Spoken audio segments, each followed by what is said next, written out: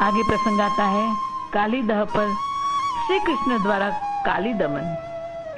कंस कृष्ण को मारने नित नव युक्ति सोचता था। एक दिन किसी मंत्री ने कहा, महाराज सुना है वृंदावन में जमुना जी के एक घाट यानी एक हिस्से में स्वर्ण कमल उगते हैं और सुना है उसी हिस्से में काली नाग भी रहता है। वह नाग बहुत जहरीला है, उसके जहर से उस घाट का सारा जल जहरीला हो गया है। उसके जहर की आग इतनी है कि उस भाग से आकाश का कोई पक्षी उड़े तो वहां की जहरीली हवा से वो यमुना में गिर जाता है और उसके आसपास का वन उसके जहर की ज्वाला से जल चुका है। आप नंदराय से वहां के 100 स्वर्ण कमल मंगाइए। कल प्रातः तक 100 स्वर्ण कमल भेज दो, वरना दूसरे दिन व्रज पर आक्रमण कर तुमको परिवार प्रजा सहित मार देंगे। कंस प्रसन्न हो गया। वाह वाह वाह, तूने बढ़िया युक्ति बताई। वह लोग कालीदा में जा नहीं पाएंगे, स्वर्ण कमल ला नहीं पाएंगे और व्रज पर आक्रमण करने का मुझे बहाना मिल जाएगा। इस प्रकार मैं कृष्ण को मरवा सकूंगा। कंस ने तुरंत एक सेवक बुलाकर पत्र लिखकर दी, जाओ यह पत्रिका नंदराय को दे आओ। सेवक यहाँ से चला। वहां अंतर्यामी कृष्ण कंस के विचार जान गए, इसलिए प्रातः मैया ने जगाया तो बोले, मैया आज मैंने बड़ा भयंकर स्वप्न देखा। मैया कहती, क्या देखा मेरे लाल? कृष्ण कहते, मैया मैं सखा दाऊ संग जमुना किनारे गेंद खेल रहा था और किसी ने अचानक धक्का दे मुझे जमुना जी में गिरा दिया। मैया घबराते हुए अनिष्ट की आशंका से बोली, फिर? कन्हैया कहते, फिर मेरी आंख खुल गई तो पलंग पर ही था। मैया कहती, प्यारे मेरे लाल गिरे तेरे दुश्मन, चल स्नान कर ले, गौ चराने जाने हैं ना। कृष्ण कहते, मैया आज मैं गौ चराने नहीं जाता, यही सखा संग खेलूंगा। मैया तो खुश हो गई और कृष्ण को स्नान श्रृंगार करने लगी। नंद बाबा प्रातः स्नान आदि करके बाहर बड़े बुड्ढे ग्वालों संग बैठक में बैठे थे। उसी वक्त कंस का दूत घोड़े पर आया। ब्रजवासी घबराए, कंस का दूत क्यों आया? बाबा ने आगमन का कारण पूछा तो कंस की पत्रिका दी और चल दिया। बाबा ने समाज के सामने पत्रिका खोलकर पढ़ी। पत्रिका में लिखा था, व्रजराज नंदराय, आपके वृंदावन के कालियादह में अति सुंदर स्वर्ण कमल उगते हैं। हमें 100 स्वर्ण कमल कल प्रातः तक भिजवा दे, वरना व्रज में कल कोई जिंदा नहीं बचेगा। हमारे सैनिक आक्रमण कर परिवार प्रजा सहित तुम्हें मार देंगे या तो तेरे दोनों पुत्र कृष्ण बलराम को बांध कर ले जाएंगे। यह सुनी नंद गए मुरझाई और गोप सब लिए बुलाई। उन सब को यह बात बताई, पड़ी आज यह अति कठिनाई। कोटि कमल काली दह माई, कहो कौन वहाँ काढ़न जाई। कहाँ फूल जो काल न पाऊं, तो सब मारू या सूत मंगाओ। यह सुनी नंद गए मुरझाई, पड़ी आज यह अति कठिनाई। कंस को मेरे 2 पुत्र खटकते हैं, इसलिए मारने बार बार राक्षसों को भेजता है। आज यह आफत आई, आप बताओ क्या करें? सब मौन। एक बोला, मृत्यु कबूल है, पर रामकृष्ण को मरकर भी नहीं देंगे। जीना मरना भगवान पर है, उन्हीं पर छोड़ दो। फिर भी उदासी छा गई। कृष्ण उसी वक्त वहां पहुंचे। सबको उदास देख पूछने लगे, बाबा, मैया, चाचा, क्या हुआ? आप सब उदास क्यों हैं? बाबा कहते, हे मेरे प्यारे, तुमसे क्या कहे, कंस महाराज को तुम पे जन्म से ही बैर है। ये पाती भेजी है, उसे बांध कर मुझे बड़ा दुख और चिंता होती है। कन्हैया कहता है, पाती में क्या लिखा है? बाबा कहते हैं, कालीदास से सहस्त्र स्वर्ण कमल मंगाए हैं, यदि फूल न आए तो वृक्ष को उजाड़ दूंगा, नंद उपनंद प्रजा सबको मार दूंगा। कृष्ण कहते, तब तो वृक्ष पर भारी संकट है। बाबा कहते, हालाला। अश्रु बहाते हुए उदास हो गए। कृष्ण ने उसी वक्त खेलने के लिए सखाओं को, दाऊ को बुलाया। चलो खेले। मनसुखा कहते, चलो चलो यमुना किनारे खेलेंगे खेलेंगे। कृष्ण कहते, कोई गेंद ले आओ। सब बोले, मनसुख के पास रेशम की गेंद है। मनसुख ने मना करी, मेरी सुंदर गेंद नहीं दूंगा, मेरी मैया ने बनाई है, खो जाएगी तो मारेगी। कन्हैया कहते, ना मैया नहीं भैया गेंद नहीं खोएगी। मनसुख कहता है, मनसुख गेंद ले आया। सब कालीदा के जमुना किनारे पहुंचे। सखा कहते, देख कन्हैया, ये वही कालीदा है, इसमें से जो स्वर्ण कमल है वही कंस ने मंगवाए हैं। कृष्ण कहते, ले आओ। सखा कहते, ना ना ना, पानी जहरीला है, मर जाएगा। कृष्ण कहते, तो चलो खेले। सब गेंद खेलने लगे, एक दूसरे पर गेंद फेंकने लगे। कृष्ण के पास थोड़ी देर के बाद गेंद आई। कृष्ण ने देखा, मेरे सामने मनसुख है, उसके पीछे जमुना। मनसुख को मारने के बहाने गेंद जमुना में फेंको और मनसुख पे गेंद चलाई। मनसुख ने अपने को गेंद से बचाया, परंतु तब तो गेंद जमुना में जा गिरी। मनसुख को गुस्सा आया, दौड़कर कृष्ण की फेंट पकड़ी, लाओ मेरी गेंद। दूसरे सखा, जैसा मुझे न समझना, जानबूझकर तूने गेंद जमुना में फेंकी है, बस तू मेरी गेंद ला दे। कृष्ण कहते हैं, मैंने जमुना में जानबूझकर नहीं फेंकी। मनसुख कहता है, वो मैं न जानो, मेरी गेंद ला दे, बस मेरी गेंद ला दे, तू मेरी गेंद ला दे। सखा कहते हैं, मनसुख तू कृष्ण का दोस्त है या दुश्मन? यह जमुना में तो कालीनाग रहता है, कन्हैया को फिर भी जमुना में गेंद लाने के को कहता है। मनसुख कहते, मैं कुछ न जानू, मुझे तो मेरी गेंद ला दे, बस मुझे मेरी गेंद ला दे, मुझे मेरी गेंद ला दे। कृष्ण कहते हैं, मैं अभी जाकर लाता हूँ। कहकर चले। सब सखा कहने लगे, रुक जा मत जा, रुक जा। मनसुख भी समझ गया, अरे गलती हो गई। मनसुख भी कहने लगा, रुक जा, मुझे गेंद नहीं चाहिए, रुक जा। लेकिन कृष्ण केली कदम पर चढ़ गए और छलांग लगा दी। मैं तो जाकर लाऊंगा कहा। और सखा मनसुख से बोले, छोटी सी गेंद के कारण तूने नंदलाल को मारा। कृष्ण के यमुना में कूदते ही कुछ ग्वाले कृष्ण विरह में मूर्छित हो गए, कुछ रोने लगे, कुछ मैया बाबा को बताने के लिए दौड़े। वहाँ घर में यशोदा को अपशुकन पर अपशुकन होने लगे। बैठन सी घर में घूम रही थी, नंद जी को बैठक से घर में प्रवेश करते ही छींक आई। कुत्ते रोने लगे, द्वार पर आकर आंख और अंग फड़कने लगे, माथे पर कौवा उड़ने लगा। सब सखा उसी वक्त रोते रोते आए और कृष्ण की कालीदह में गेंद ने छलांग मारने की बात कहने लगे। मैया को सुनते ही कृष्ण का स्वप्न याद आया और मूर्छित हो गई। नंदराज तुरंत सब बालक के संग कालीदह को भागे। सारे व्रज में बात फैली, जहाँ देखो वहाँ गोपी ग्वालों की दौड़, कालीदह की ओर दौड़ चली रही है। सबके वह प्राण थे, सब रो रहे थे। कृष्ण बिना जीवन वृथा है, कृष्ण बिना जीवन वृथा है। कालियादह में गया, कभी वापस आ सकता है? सर्वत्र कृष्ण कृष्ण कृष्ण कृष्ण का शोर हो गया। त्राही त्राही करके नंद और सब कृष्ण को पुकारने लगे। पेड़ पर चढ़ पानी के अंदर देखने का प्रयास करने लगे। जब कुछ न दिखा तो धरती पर लौटकर पछड़ा खाते रोने लगे, हाँ कृष्ण हाँ कृष्ण।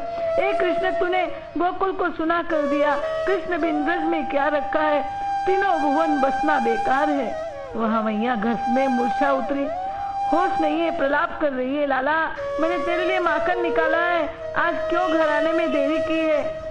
ब्रज युवती को रोते देख कालीदह में कृष्ण का कूदना याद आ गया तो सुदबुद को भूमि पर गिरकर बिलक बिलक कर रोने लगी, हाँ कृष्ण तू हमें छोड़कर कहाँ चला गया। गाया की आंखों से अश्रु बहने लगे, बछड़े ने दूध पीना छोड़ दिया। सखिया मैया को पकड़ कर जमुना तट कालीदह पर लाई। मैया कालीदह पर जाकर गिर पड़ी, सिर पटक पटक कर रोने लगी, आभूषण तोड़ने लगी और पुनः मूर्छित हो गई। दाव ने मैया को मूर्छित देखा, दौड़े दौड़े आए, मैया पर जल छिड़का, बार बार पुकारा। मैया ने आंख खोली, हलधर की ओर देखा, रोना शुरू किया, तेरा छोटा भाई हमें छोड़कर चला गया। बलराम कहता है, मैया विश्वास करो, श्याम को कुछ नहीं होगा। अभी जमुना से गेंद लेकर आएगा, तेरी कसम खाकर कहता हूँ दुखी मत हो। उसने इतने राक्षस मारे, अब काली नाग को भी नाच के कमल कंस को देगा, मैया व्रज को उबारेगा हमारा कन्हैया। मोहि दुहाई नंद की अब ही आवत श्याम, नागनाथ ले आवही तो कहियो बलराम। तब मैया बाबा को कुछ चैन पड़ा। व्रजवासी पुकार रहे थे, हे कन्हैया जल के भीतर क्या करते हो, संकट में तुम हमारी सहायता करते हो, आज तुम्हारा विरह में पीड़ा दे रहा है, अब क्यों नहीं आते। हलधर बोले, श्री कृष्ण तो अंतर्यामी अविनाशी है, रमा सहित जल में वास करते हैं, जल से उन्हें कुछ नहीं होने वाला। परंतु राधा को कौन समझाए, वो भी समाचार मिलते कालीधा पर अष्ट सखी संग आई थी। मूर्छित अवस्था में अश्रुपात प्रलाप कर रही थी। सखी उनको दाव की बात बता के समझाने का प्रयास कर रही थी। यहाँ जल में क्या हुआ। कूदे जमुना में कन्हैया लेके मुरली, लेके मुरली कन्हैया लेके मुरली, कूदे जमुना में कन्हैया लेके मुरली। कृष्ण गए पाताल लोक, वहाँ नागिन बैठी पाई, नागराज को पड़ा देख कर बोले कृष्ण कनाई, जगा नाग को नागनिया लेके मुरली, कूदे जमुना में कन्हैया लेके मुरली। नागिन सोचने लगी, कितना सुंदर बालक है, मगर इस जल में आने वाला जहर के कारण जीवित नहीं रह सकता। फिर ये बालक कैसे जीवित है। जरूर कोई दिव्य बालक है, मगर नाग के सामने तो ये बच नहीं सकता। इसीलिए पूछने लगी, कौन देश से आए लाला, क्या है तुम्हारा नाम, कौन राज के राजकुंवर हो, कौन तुम्हारी माँ, तेरी छोटी है उमरिया लेके मुरली। कृष्ण कहते हैं, गोकुल गांव से आया मैं तो, नाम है कृष्ण कन्हाई, नंद बाबा मेरी माँ यशोदा, सुन ले नागिन जाई, जगा नाग को नागनिया लेके मुरली। नागिन ने सोचा, बालक बार बार नाग को जगाने के लिए कह रहा है, परिणाम का उसे पता नहीं, चलो उसे लोभ और भय दिखाकर वापिस जल के बाहर भेज दे। इसलिए बोली, ये ले बालक हार गले का, ले अपने घर जाई, अगर नाग जग जावे तुझको, छोड़े कभी न भाई, सुनती बिनती सुन लो रे कन्हैया लेके मुरली। कृष्ण कहते हैं, ना चाहूं मैं हार गले का, क्यों रही बात बनाई, जल्दी जगा तेरे नाग को, मेरी गेंद है चुराई, युद्ध करेगा कन्हैया लेके मुरली। नागिन बोली, सुन करके नागिन घबराई, पति को रही जगाई, कहे नाग से उठिए स्वामी, बालक रहा बुलाई, जागा नाग रे रे साई लेके मुरली, कूदे जमुना में कन्हैया लेके मुरली। हो करता झपटा काली, कृष्ण को लिया दबाई, लिया लपेट पुच्छ में अपनी, जोर से कसता जाई, खेल खेले जग रचैया लेके मुरली। नाग को जोर लग रहा है, शक्ति लगानी पड़ रही है, लेकिन कृष्ण के लिए तो ये खेल था। नाग ने जब कृष्ण को जोर से कसा तो उस समय कृष्ण कुछ असह्य एवं निश्चेत से हो गए। उस समय नाग पत्नियां जो कृष्ण को देखते ही कृष्ण की परम भक्त हो गई थी, वह अपने पति से कहने लगी, छोड़ दो बालक को, भक्त विरोधी पति की स्त्री होने के बदले हम विधवा होना पसंद करेगी। हमने सोचा बच्चा देख तुम उसे छोड़ दोगे, परंतु तुम तो महाक्रूर हो, भगवान का धर्म का कुछ तुम्हें डर नहीं है। मोहनी माया करके प्रभु ने अपना बदन पसारा, अंग अंग जब टूटने लगा तो शरण शरण को पुकारा, रोती चरण पकड़ नागनिया लेके मुरली, कूदे जमुना में कन्हैया लेके मुरली। काली ने सोचा, मेरे अंग अंग तोड़ने की शक्ति केवल प्रभु में है, अवश्य बाल रूप में भगवान आए हैं, इसीलिए तुरंत शरणागत हो गया। नागिनी भी भगवान के चरण पकड़ के शरण शरण पुकारने लगी। भगवान ने सोचा, शरण आए की रक्षा करना मेरा वचन है, मेरा धर्म है। द्रौपदी ने शरण पुकारी तो मैंने उसकी लाज बचाई थी, गज ने भी शरण पुकारा, गरुड़ छोड़ नंगे पांव दौड़ रक्षा की थी। लाक्षागृह में पांडवों ने शरण शरण पुकारा तो उन्हें जलने से बचाया था। मुझे शरण शरण शब्द सुनते करुणा आती है, तुरंत शरीर को बढ़ाया था, उसे संकुचित कर लिया और नाग की फणा पर चढ़ गए, नाग को नाक लिया। बोले नाग नथैया की जय। कृष्ण बोले तुम यमुना छोड़ अपने स्थान रमणक द्वीप चले जाओ। नाग ने कहा प्रभु वहां मुझे गरुड़ का भय है, यहाँ पर केवल सौभरी ऋषि के श्राप के भय से गरुड़ नहीं आता, इसलिए मैं छिप कर रहता हूँ। कृष्ण बोले सौभरी ऋषि का श्राप? नाग कहते हाँ प्रभु। इसका प्रसंग है कि काले यादव के निकट सौभरी ऋषि का आश्रम था। वो सभी ऋतु में जमुना में खड़े हो तपस्या करते थे। उन्हीं दिनों गरुड़ जी वहां पर पहुंचे। पक्षी के स्वभाव से वे देखते ही देखते एक बड़े पुरुष मत्स्य को निगल गए। ऐसा देख मछली का परिवार विलाप करता सौभरी ऋषि को शिकायत करने आया। भगवत भक्तों की महिमा से अनभिज्ञ तपस्या में निरत सौभरी ऋषि ने गरुड़ जी को श्राप दे दिया कि पुनः जमुना में आया तो तेरा मस्तक उड़ जाएगा। तब से गरुड़ जी वहां नहीं आते थे। परम भक्त के प्रति इस व्यवहार के कारण सौभरी ऋषि में संसार भोगने की इच्छा इन्हीं मछली के समागम देख हुई। योग बल से सुंदर रूप धारण कर मानधाता की बहुत सी सुंदर कन्या संग विवाह कर हजारों वर्ष भोग में लिप्त रहे। उनका तप नष्ट हुआ। इधर भगवत इच्छा से कद्रू विंता दोनों की सूर्य के घोड़े पर शर्त लगी, जो हारे जीतने वाले की गुलामी करे। कद्रू कहे सूर्य के घोड़े काले हैं, विंता बोली ना श्वेत है। रात्रि को कद्रू ने अपने पुत्र सर्प और नाग से पूछा घोड़े काले रंग के हैं कि श्वेत है? नाग और सर्प बोले घोड़े तो श्वेत है। कद्रू घबराई, अब क्या होगा, मुझे गुलामी करनी पड़ेगी। हे पुत्रो तुम काले हो, कल सूर्य के घोड़ों पर लिपट जाना तो घोड़े काले दिखेंगे, मैं गुलाम होने से बच जाऊंगी। नाग और सर्पों ने यही किया। प्रातः दोनों सौतने सूर्य रथ देखा तो घोड़े काले देख विंता कद्रू की गुलामी करने लगी। तब गरुड़ जी नहीं थे। गरुड़ जी ने आकर देखा मेरी माँ गुलामी का जीवन जी रही है। कारण पूछा तो विंता ने सब बताया। गरुड़ जी बोले घोड़े तो श्वेत है, तुमसे कद्रू ने छल किया है। और क्रोध में आकर कद्रू को डांटा और बदला लेने के लिए सर्पों को खाने लगे। काली नाग भी भागा। उसे पता चला इस जमुना में गरुड़ जी नहीं आते, इसलिए यहाँ आकर छुपा हुआ था। कृष्ण बोले मैं तेरे मस्तक पर अपने चरण चिन्ह बना दूंगा, उसे देख। गरुड़ तुम्हें मेरा सेवक शरणार्थी जान तुम्हें नहीं मारेगा। श्री कृष्ण ने उसी वक्त गरुड़ का सुमिरन किया, उन्हें बुलाया और बता दिया कि आज से ये कालीनाग मेरी शरण में है। हे काली, अब तू मुझे जल के बाहर ले चल, फिर पत्नी सहित रमणक द्वीप चला जा। जल शुद्ध कर अपना घर भी ले जाना। नाग प्रसन्न हो कृष्ण को ले जल के बाहर आया। कृष्ण ने बंसी बजाई। बंसी ध्वनि सुन बाबा, मैया, राधा, ब्रजवासी, सखा, सखी, गौ, बछड़े, पशु, पक्षी सब में चेतना आई।